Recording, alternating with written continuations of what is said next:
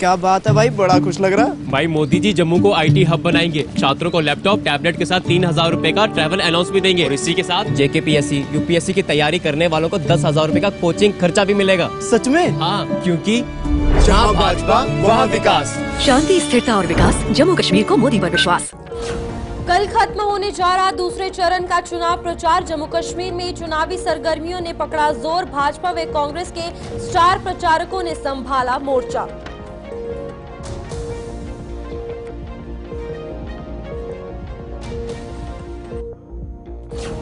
किश्तवाड़ के जंगलों में छिपे आतंकियों की तलाश जारी। 2 से 3 आतंकियों के छिपे होने का लगाया जा रहा है अनुमान। आतंकियों को मार गिराने में सुरक्षा बलों का अभियान तेज। ऑपरेशन में सेना के हेलीकॉप्टरों का भी मदद ली जा रही है।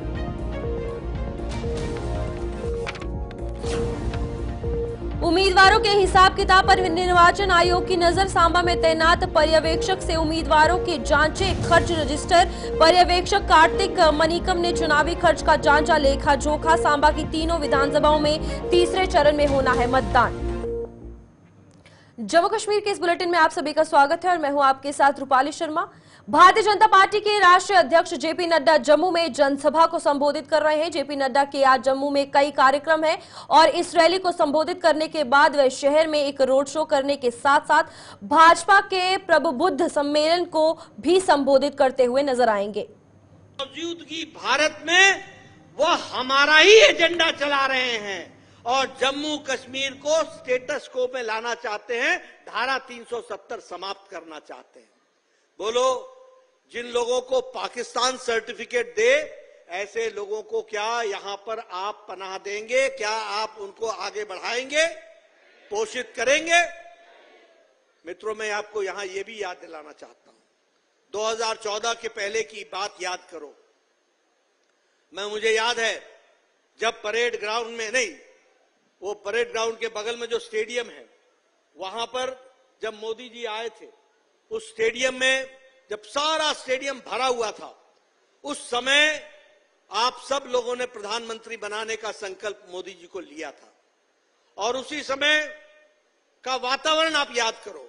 उस समय का वातावरण था, सारे देश में भ्रष्टाचार व्याप्त था, भाई भतीजावाद था, तुष्टीकरण की राजनीति थी, गवर्नमेंट नाम की कोई चीज नहीं थी, अर्थव्यवस्था लड़खड़ा गई थी और प्रधानमंत्री की कोई अथॉरिटी नहीं थी, कोई अथॉरिटी नहीं थी। जब आपने उस यूपीए की सरकार को धक्का मार करके प्रधानमंत्री मोदी जी को आपने सरकार में बैठाया था, आज हम गौरव के साथ कह सकते हैं, बताइए, मोदी जी के नेतृत्व में देश आगे बढ़ा कि नहीं बढ़ा? भ्रष्टाचार समाप्त हुआ कि नहीं हुआ? भ्रष्टाचारियों पर लगाम लगा कि नहीं लगा? भ्रष्टाचारियों को जेल में डाला कि नहीं डाला? तुष्टीकरण की राजनीति समाप्त की कि नहीं की? और प्रो पीपल सरकार बनाई कि नहीं बनाई? पूरी कोशिश हुई है कि देश को परिवर्तित किया जाए, देश को आगे बढ़ाया जाए, देश के लोगों की चिंता की जाए। और इसी के साथ साथ मैं यहां आपको बताने आया हूं, आपको जानकर खुशी होगी। देखो, अब मैं आपसे पूछता हूं, ये चुनाव का माहौल है, आपने चुनाव में श्यामलाल जी को वोट देना है, लेकिन सिर्फ श्यामलाल जी को वोट इसलिए नहीं देना है कि वो हमारे नजदीकी हैं, इसलिए नहीं देना है कि वो कमल के निशान पर हैं, इसलिए नहीं देना है कि वो भारतीय जनता पार्टी के हैं। आपने श्यामलाल शर्मा जी को वोट इसलिए देना कि जम्मू का हित श्यामलाल शर्मा जी के साथ जुड़ा हुआ है। इस बात को हमको समझना है। आज मैं आया, यहां आ रहा था, मैं पहले भी आया था और आता रहता था। सत शर्मा जानते हैं कि एयरपोर्ट से या रेलवे स्टेशन से यहां आने में मुझे 1.25 घंटा लगता था, 1.25 घंटा। कभी सड़कें, कभी जाम। आज इन्होंने मेरे को लाए हैं, मेरे को पता ही नहीं चला कि तवी कब, नदी कब क्रॉस हो गई, कौन से फ्लाईओवर पर चढ़ा, कौन से फ्लाईओवर से उतरा। आपने सुना कि किस तरीके से जेपी नड्डा ने यहां पर जम्मू में भारतीय जनता पार्टी के उम्मीदवार के समर्थन के लिए यहां पर जनसभा को संबोधित किया। और जम्मू कश्मीर की अगर बात की जाए तो साफ तौर पर भारतीय जनता पार्टी धुआंधार रैलियां करते हुए चुनावी हुंकार भरती हुई नजर आ रही है। इसी के साथ अगली खबर पर बढ़ते हैं, जहां पर विधानसभा चुनावों के दूसरे चरण के चुनाव प्रचार के खत्म होने से ठीक एक दिन पहले स्टार प्रचारकों ने मोर्चा संभाल लिया है। केंद्रीय गृह मंत्री अमित शाह ने जम्मू संभाग के दौरे के अंतिम दिन जहां आज नौशेरा में चुनावी जनसभा को संबोधित किया, वहीं रक्षा मंत्री राजनाथ सिंह पुंछ और कोटरंका में चुनावी जनसभा को संबोधित करने के बाद सुंदरबनी और उसके बाद जम्मू में भी रैलियों को संबोधित करने जा रहे हैं। मध्य प्रदेश के मुख्यमंत्री डॉक्टर मोहन यादव भी आज सांबा जिले के दौरे पर हैं और कांग्रेस के कई दिग्गज नेता भी पार्टी उम्मीदवारों के पक्ष में प्रचार करने में कोई कसर नहीं छोड़ रहे हैं। विधानसभा चुनावों के दूसरे चरण का मतदान बुधवार यानी 25 सितंबर को होने जा रहा है, जिसके चलते जम्मू कश्मीर में चुनावी सरगर्मियों ने जोर पकड़ लिया है। हालांकि अब देखना यह है कि 8 अक्टूबर को ऊंट किस करवट बैठता है। चलिए इसी पर अधिक जानकारी लेंगे, हमारे साथ वरिष्ठ पत्रकार विनोद कुमार जुड़ चुके हैं। विनोद जी बताइएगा, ताबड़तोड़ रैलियां जो है वो पहले चरण के मतदान से पहले ही शुरू हो चुकी थी और अभी भी देखने को मिल रहा है कि एक के बाद एक दिग्गज नेता जम्मू कश्मीर पहुंच रहा है। क्या कुछ लगता है किस तरह अब ये वोट बैंक बटोरने में जो है समर्थ रहेंगे? बिल्कुल रूपाली, आपने ठीक कहा कि ये ब्रिगेड के 3 सिपाही बड़े नेता भारतीय जनता पार्टी के पीएम को छोड़ करके इस वक्त जम्मू कश्मीर की धरती पर है। आप अंदाजा लगा लीजिए, खुद गृहमंत्री अमित शाह 3 दिन, ये उनका तीसरा दिन है, कैंपिंग किए हुए हैं। बड़ी बात है, देश के गृहमंत्री हैं अमित शाह, वो कैंपिंग किए हुए हैं। उसके साथ रक्षा मंत्री राजनाथ सिंह, जिनका अपना ही कद है भारतीय जनता पार्टी में, वो भी 3 से 4 रैलीज को संबोधित करेंगे। जेपी नड्डा जो राष्ट्रीय अध्यक्ष हैं और केंद्रीय स्वास्थ्य मंत्री हैं, इतना बड़ा पद होने के बावजूद भी वो यहाँ पर कैंपिंग किए हुए हैं। उससे लगता है कि भारतीय जनता पार्टी जम्मू कश्मीर के चुनावों को लेकर के कितनी गंभीरता से ले रही है। अगर दूसरी ओर देखा जाए तो कांग्रेस के मल्लिकार्जुन खड़गे, उनको कल छम कंस्टिट्यूंसी में जाना था लेकिन नहीं जा पाए। आके उन्होंने प्रेस कॉन्फ्रेंस की और उसके बाद वो जो टूर था उनका वो वहाँ पर नहीं जा पाए। अगर इनकी तुलना की जाए कांग्रेस और भारतीय जनता पार्टी की, तो भारतीय जनता पार्टी के लोग ज्यादा सक्रिय और ज्यादा गंभीर और संजीदा नजर आ रहे हैं। बिल्कुल विनोद जी, इसी के साथ भारतीय जनता पार्टी की अगर बात की जाए तो जम्मू कश्मीर में जब से चुनावों का ऐलान हुआ है, साफ तौर पर यह देखने को मिला कि एक के बाद एक रैली जो है भारतीय जनता पार्टी कर रही है। और वहीं दूसरी पार्टियों की बात की जाए तो उनके द्वारा रैलियां की जा रही हैं, लेकिन तस्वीर अगर बात की जाए तो सिर्फ भारतीय जनता पार्टी की सामने आ रही है कि ताबड़तोड़ रैलियां भारतीय जनता पार्टी कर रही है। क्या कुछ लगता है कितना ज्यादा इम्पैक्ट और कितना ज्यादा पॉजिटिव जो एस्पेक्ट है इसका रह सकता है आने वाले मतदान में? देखिए रूपाली, ये स्पेकुलेशन ठीक नहीं होगी, लेकिन 8 तारीख को ये चीजें स्पष्ट हो जाएंगी। लेकिन बड़ी बात यह है कि भारतीय जनता पार्टी के लिए 5 अगस्त 2019 का लिया हुआ फैसला, जिसमें संवैधानिक बदलाव हुआ, 370 में संशोधन हुआ, 35 से रिपील किया गया, उनको लगता है कि अगर भारतीय जनता पार्टी सबसे बड़ी पार्टी बनकर नहीं आती है तो एक संदेश गलत जाएगा। जिस तरीके से पाकिस्तान के रक्षा मंत्री ने यह कहा कि जो स्टैंड नेशनल कॉन्फ्रेंस और कांग्रेस ने लिया है वही स्टैंड पाकिस्तान का है, उस स्टैंड को कहीं इंडोर्स ना हो जाए। इसलिए भारतीय जनता पार्टी यूं तो डीडीसी के इलेक्शन बड़ा सीरियसली लड़ रही थी, लेकिन ये इलेक्शन उनके लिए बहुत ज्यादा संवेदनशील है, सेंसिटिव है। इसलिए हर एक व्यक्ति को, वो जो स्टार प्रचारक है, उसको इस चुनाव प्रचार में जरूर उसका इस्तेमाल करना चाहते हैं। और यही कारण है, आप देखिए कि 3 बड़े नेता इस वक्त जम्मू में है, जम्मू प्रोविंस की धरती में बैठे हुए, क्योंकि जम्मू प्रोविंस की 43 सीट में से 34 ऐसी सीट है जिसमें हिंदू बहुल यानी हिंदू मेजॉरिटी वाली सीट है। तो ये हर संभव कोशिश करेंगे कि बड़ी पार्टी ये बनकर उभर कर आए। ठीक है विनोद जी, बहुत बहुत धन्यवाद आपका जानकारी देने के लिए। इसी के साथ जम्मू में भारतीय जनता पार्टी की बात की जाए या बाकी पार्टीज, चाहे कांग्रेस हो, नेशनल कॉन्फ्रेंस हो, सभी जो है धुआंधार प्रदर्शन कर रहे हैं। स्टार प्रचारक जो है यहाँ पर पहुंच रहे हैं और ताबड़तोड़ रैलियां जो है वो की जा रही हैं। फिलहाल लौटते एक छोटे से ब्रेक के बाद।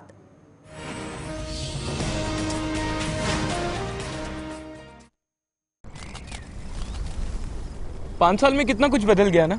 अभी तो बहुत कुछ बदलेगा, क्योंकि मोदी जी यहाँ बनाएंगे मेट्रो, नई सड़कें, नए टनल और तो और बिछाएंगे रेलवे का बड़ा जाल। सच में? हाँ, क्योंकि जहाँ भाजपा वहाँ विकास। शांति, स्थिरता और विकास, जम्मू कश्मीर को मोदी पर विश्वास। बड़ी खुश हो माँ, क्या बात है? खुशी तो होगी क्योंकि मोदी जी देंगे हर साल 2 LPG सिलेंडर, माँ सम्मान योजना के 18,000 रूपए और ओल्ड एज पेंशन 3 गुना करेंगे। सच्ची? हाँ, क्योंकि जहाँ भाजपा वहाँ विकास। शांति, स्थिरता और विकास, जम्मू कश्मीर को मोदी पर विश्वास। चलिए ब्रेक के बाद लौट चुके हैं, नजर डालते हैं अगली खबर पर, जहां पर किश्तवाड़ के जंगलों में छिपे आतंकियों को मार गिराने के लिए सुरक्षा बलों का अभियान जारी है। जिले के छात्रू पुलिस स्टेशन के अधीन आने वाले गुरीनाल के दंधार जंगलों में 2 से 3 आतंकियों के छिपे होने का अनुमान लगाया जा रहा है, जिनके साथ सुरक्षा बलों का शुक्रवार को संपर्क होने के बाद मुठभेड़ भी हुई थी। आज सुबह से दोनों ओर से रुक रुक कर गोलीबारी का सिलसिला जारी है और सेना ने इस ऑपरेशन में अब हेलीकॉप्टरों की मदद भी लेना शुरू कर दिया है ताकि आतंकियों को तलाश कर उन्हें जल्द मार गिराया जा सके। जम्मू कश्मीर में अगर बात की जाए तो आप देख सकते हैं कि किश्तवाड़ में अगर बात की जाए तो कुछ ही दिन पहले भी छात्रों में ही एक हमला देखने को मिला था आतंकियों द्वारा, जहां पर इलाके की घेराबंदी तब भी कर दी गई थी। और इस वक्त भी आपको बता दें कि कल देर रात शाम से अगर बात की जाए तो यहां पर ये एनकाउंटर चल रहा है और 2 से 3 आतंकियों के छिपे होने की आशंका जो है वो जताई जा रही है। फिलहाल अभी ड्रोन के जरिए निगरानी रखी जा रही थी, लेकिन अगर बात की जाए छात्रू एरिया की तो जंगलात वाला इलाका होने के कारण अब हेलीकॉप्टर्स की मदद से आतंकियों की तलाश जो है वो जारी है। हमारे साथ अजय शान जुड़ चुके हैं। अजय, बताइएगा फिलहाल क्या कुछ अपडेट निकलकर सामने आ रहा है, क्योंकि 2 से 3 आतंकी छिपे होने की अभी भी आशंका जो है वो जताई गई है। हाँ बिल्कुल रूपाली, देखिए कल देर शाम को जो एनकाउंटर शुरू हुआ था अभी भी जारी है। हालांकि बीच बीच में रुक रुक के फायर हो रहे थे रात को, लेकिन तलाशी अभियान जो है उसको तेज कर दिया गया है। आपको बताते चलें कि 2 से 3 आतंकी वहां छुपे होने की खबर है, जिसके आधार पर ही वहां पर जो सर्च ऑपरेशन है वो अभी भी चल रहा है। जी रूपाली। बिल्कुल अजय, इसी के साथ ये भी कहा जा रहा था कि आतंकियों के मारे जाने की खबर सामने आई थी, लेकिन आधिकारिक तौर पर कोई पुष्टि नहीं थी। तो इस पर क्या कुछ कहना चाहेंगे, ऐसा क्या कुछ जानकारी फिलहाल इसको लेकर सामने आई है? देखिए जो सोर्सेज हमारे हैं वो कह रहे थे कि जब कल शाम को फायरिंग हुई, दोनों तरफ से गोलीबारी हुई, तो उस दौरान ही एक आतंकी मारा गया जो कि पाकिस्तानी था। लेकिन जो अधिकारियों से हमारी बात हुई, उनका कहना है कि जब तक हमें डेड बॉडी नहीं मिलती हम कुछ नहीं कह सकते। हालांकि तलाशी अभियान वहां पर जारी है। 2 और आतंकी हैं जिनकी तलाश वहां पर चल रही है और बहुत मुमकिन है कि यह वही आतंकी हैं जो 13 सितंबर को जब 2 जवान शहीद हुए थे, उस ग्रुप में यही आतंकी सब शामिल थे। बिल्कुल अजय, कितनी ज्यादा चुनौतियां जो है अब सुरक्षा बलों के लिए यहाँ पर सामने आ रही है, क्योंकि हेलीकॉप्टर के जरिए अब तलाशी अभियान जो है वो शुरू किया गया है। जी बिल्कुल, एक टफ टेरेन है, पहाड़ी इलाका है। हालांकि आबादी उधर नहीं है, लेकिन सड़क संपर्क नहीं है। जो भी टुकड़ियां कल वहां चढ़ी थी 3 तरफ से, वो पैदल ही अपना सामान लेके वहां पहुंची थी और सफल ऑपरेशन हम कह सकते हैं कि हुआ था, लेकिन कोई मारा नहीं गया ऐसी अभी तक जानकारी नहीं है। लेकिन जो हेलीकॉप्टर की मदद है आज सुबह से वहां पर ली जा रही है, ऊपर से निगरानी रखी जा रही है और जो एक्स्ट्रा ट्रूप्स की डिप्लॉयमेंट है उसको इंश्योर किया जा रहा है कि वहां पर सुरक्षा बल अधिक से अधिक तैनात हो, ताकि जो पूरा इलाका है उसको एक घेरे में लेके ये इंश्योर किया जा सके कि आतंकी जो वहां पर मौजूद है भाग ना सकें। ठीक है अजय, बहुत धन्यवाद आपका जानकारी देने के लिए। इसी के साथ किश्तवाड़ के छात्रों की अगर बात की जाए तो इस वक्त वहां पर घेराबंदी करके वहां अभियान चल रहा है और 2 से 3 आतंकी जो वहां पर छिपे हुए हैं उनको ढूंढने की कोशिश की जा रही है, जिसमें आपको बता दें कि इससे पहले भी किश्तवाड़ के छात्रों में ही 13 सितंबर को भी बड़ा एनकाउंटर जो है पेश आया था, जिसमें 2 जवान शहीद हुए थे। और अब यहाँ पर बड़े पैमाने पर फिर से सर्च ऑपरेशन जो है वो जारी है, क्योंकि कल अगर देर शाम की बात की जाए तो वहां पर एनकाउंटर शुरू हुआ था। अब देखना यह है कि इन 2 से 3 आतंकियों को सुरक्षा बल कब मार गिराते हैं। फिलहाल अगली खबर पर बढ़ते हैं, जहां पर विधानसभा चुनावों के इस दौर में विभिन्न सियासी दलों के उम्मीदवारों के साथ साथ निर्दलीय चुनाव लड़ रहे हैं। उम्मीदवारों के हिसाब किताब पर भी निर्वाचन आयोग पूरी नजर रख रहा है। सभी उम्मीदवार चुनावों पर कितना खर्च कर रहे हैं इसका लेखा जोखा भी समय समय पर लिया जा रहा है। इसी कड़ी में सांबा में तैनात किए गए पर्यवेक्षक कार्तिक मनिकम ने जिले की तीनों विधानसभाओं के उम्मीदवारों के चुनावी खर्च के रजिस्टरों की जांच की है। उम्मीदवारों के प्रतिनिधियों की मौजूदगी में उन्हें इन चुनाव में खर्च किए जा रहे रुपए पैसे का हिसाब किताब लिया गया है। तो जम्मू कश्मीर में विधानसभा चुनावों की अगर बात की जाए तो फिलहाल सांबा में तैनात पर्यवेक्षक की अगर बात की जाए तो उनके द्वारा जितने भी उम्मीदवार हैं उनकी कैंपेनिंग में कितना पैसा वो खर्च कर रहे हैं उसका पूरा हिसाब किताब जो है वो लिया जा रहा है, रजिस्टर जो है बनाया जा रहा है। क्योंकि निर्वाचन आयोग की अगर बात की जाए तो सामा में तीसरे चरण में चुनाव होना है और उसको लेकर पूरी तैयारियां कर ली गई है। ऋषि, बताइएगा फिलहाल उम्मीदवारों के जो हिसाब किताब चेक किए जा रहे हैं, क्या कुछ जानकारी सामने आ रही है? क्योंकि तीसरे चरण में सांबा में मतदान होना है और पूरी तैयारियां प्रशासन ने की हुई है। देखिए, बिल्कुल जिस तरह से जिला सांबा की बात करें तो यहाँ पर भी तीनों असेंबली कॉन्स्टिट्यूएंसीज में वोट डाले जाएंगे 1 अक्टूबर को। लेकिन उससे पहले जो कैंपेनिंग का सिलसिला है वो भी आप लगातार देख रहे हैं। इलेक्शन कमीशन ऑफ इंडिया की जो गाइडलाइंस हैं वो भी वक्तन जारी की जा रही है और उसमें इलेक्शन कमीशन ऑफ इंडिया ने 3 ऑब्जर्वर्स जो को तैनात किए थे, जिसमें जनरल ऑब्जर्वर, पुलिस ऑब्जर्वर और एक्सपेंडिचर ऑब्जर्वर यहाँ पर तीनों कॉन्स्टिट्यूएंसीज को लेकर तैनात किए थे। एक्सपेंडिचर ऑब्जर्वर्स की बात करें तो वो यहाँ पर तमाम तीनों असेंबली कॉन्स्टिट्यूएंसीज में जो चुनावी उम्मीदवार हैं उनके जो एक्सपेंडिचर इलेक्शन रजिस्टर हैं उसकी वो इंस्पेक्शन कर रहे हैं। ये इंस्पेक्शन जिला हेडक्वार्टर सांबा में की गई है। उसमें ये देखा गया है कि जो खर्चा किया जा रहा है क्या ये प्रिस्क्राइब लिमिट में किया जा रहा है, जो गाइडलाइंस ईसीआई की तरफ से जारी की गई है उसी के बाद इनका तमाम रिकॉर्ड जो वो चेक किया जा रहा है, रिकॉर्ड को वेरीफाई किया जा रहा है और ये देखा जा रहा है कि क्या तमाम जो चुनावी उम्मीदवार है क्या वो ट्रांसपेरेंसी से यहाँ पर अपना कैंपेनिंग सिस्टम को आगे बढ़ा रहे हैं। यानी हम यही कहेंगे कि एक पारदर्शिता से चुनाव हो, यही एक मकसद है इलेक्शन कमीशन ऑफ इंडिया का कि स्मूथ तरीके से अच्छे से यहाँ पर चुनाव जो वो कंडक्ट कराया जाए। उसी को लेकर ये तमाम तरह की जो गाइडलाइंस है उसको जो है वो ग्राउंड पर इंप्लीमेंट करके इन गाइडलाइंस को फॉलो करवाया जा रहा है तमाम चुनावी उम्मीदवारों से। बिल्कुल ऋषि, इसी के साथ खर्चा जो है मेन फोकस किया जा रहा है कि कैंपेनिंग पर जो खर्चा है वो कितना निर्दलीय उम्मीदवारों द्वारा किया जा रहा है। क्योंकि खास तौर पर कैंपेनिंग की अगर बात की जाती है तो इस तरह की खबरें हमेशा सामने आती है कि कहीं ना कहीं कैंपेनिंग में काला पैसा भी लगाया जा रहा है। तो क्या कुछ लगता है अभी जो रजिस्टर चेक किए गए हैं उनमें ऐसा क्या कुछ डाटा निकलकर सामने आया है?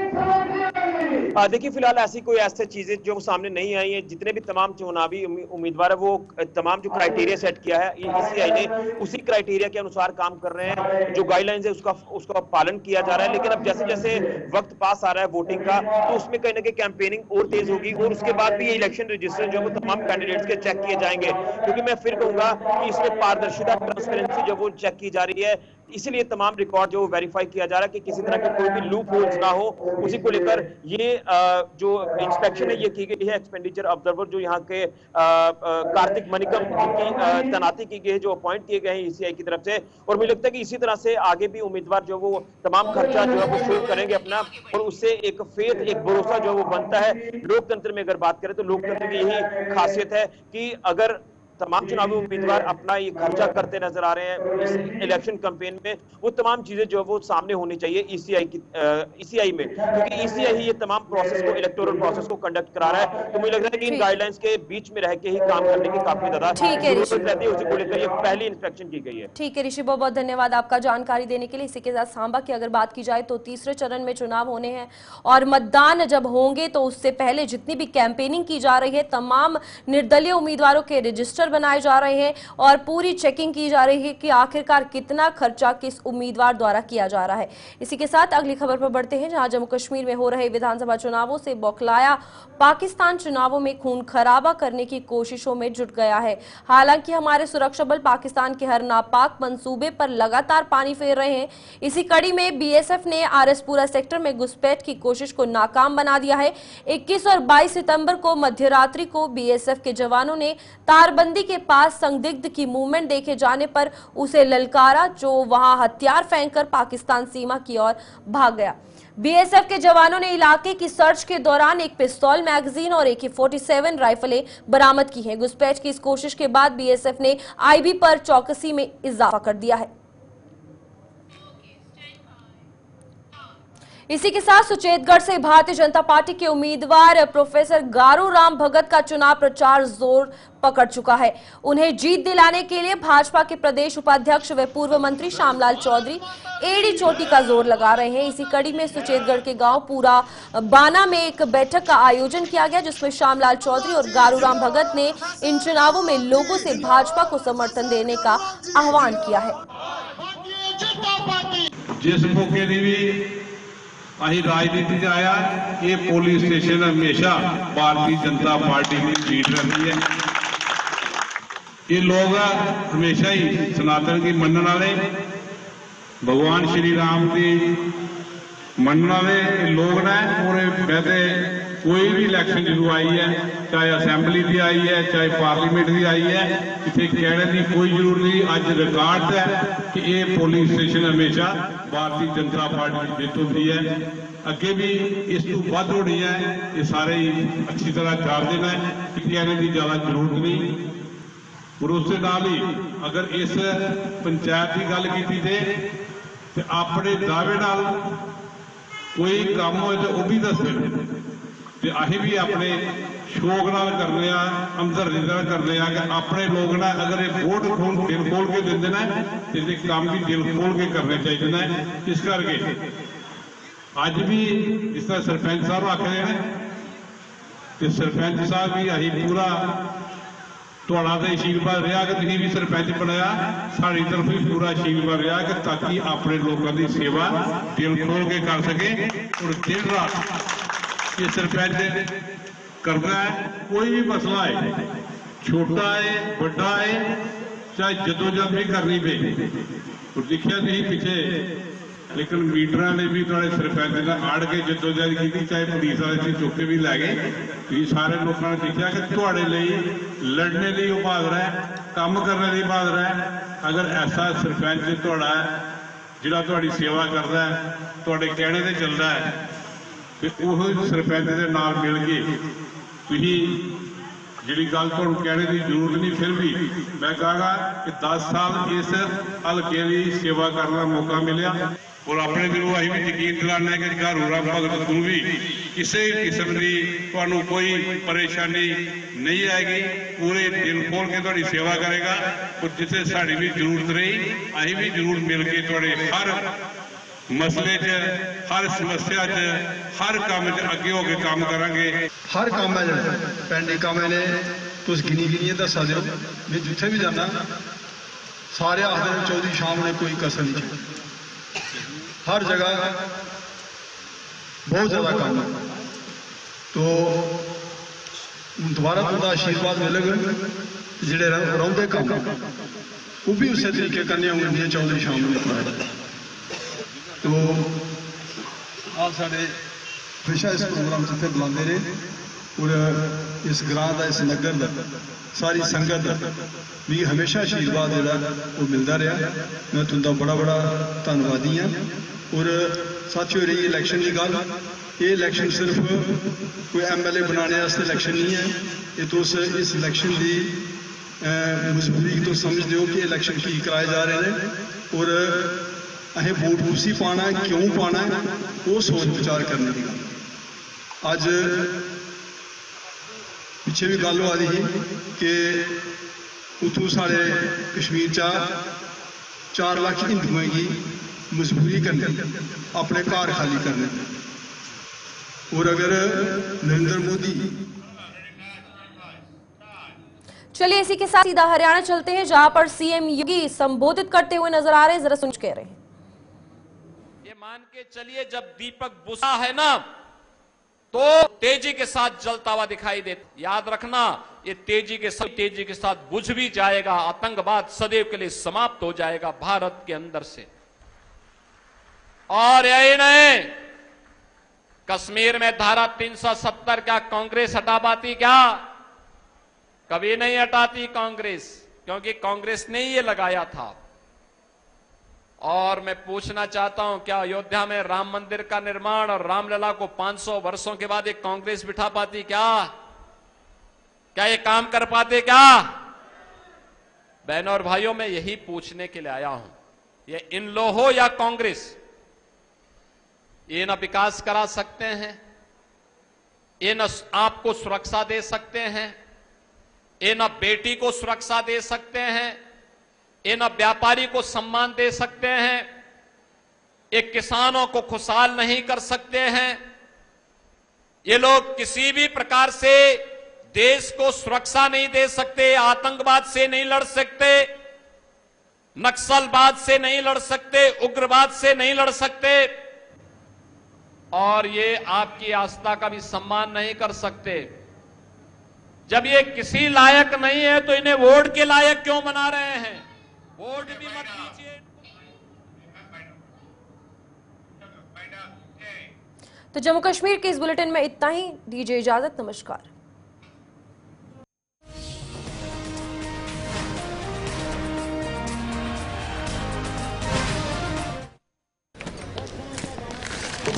बड़े खुश लग रहे हो भाई, नौकरी लग गई क्या? अरे लगने वाली है। जम्मू के यूथ को मोदी जी देंगे अग्निवीर योजना में 20% का कोटा और पंडित प्रेमनाथ डोगरा रोजगार योजना के तहत 5 लाख नौकरियां। हाँ, क्योंकि जहाँ भाजपा वहाँ विकास। शांति, स्थिरता और विकास, जम्मू कश्मीर को मोदी पर विश्वास।